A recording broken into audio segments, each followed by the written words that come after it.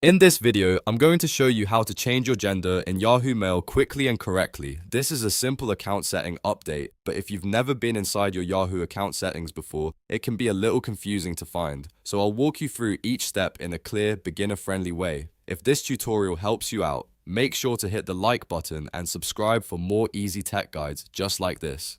Alright, let's jump in. First, open Yahoo Mail in your browser and sign in to the account you want to update. Once you're in your inbox, look to the top right corner of the screen. You should see your profile icon there. Click on your profile and a menu will appear with a few account-related options. From that menu, click Manage Your Account. This will take you to the main Yahoo account settings area, where you can control your personal information, security settings, and other account details. If you don't see the exact layout right away, just look for the section that manages your Yahoo profile and personal information.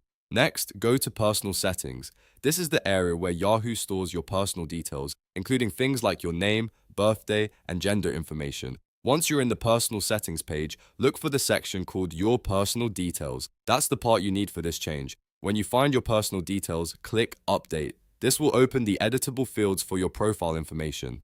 Now you should see the gender option listed there. Click on the gender field and select the option that matches what you want to set on your Yahoo account. After you've chosen the correct gender, make sure to click Done to save your changes. This final step is important because if you leave the page without confirming, the update may not be applied. Once you click Done, Yahoo should save your new information right away, and that's it.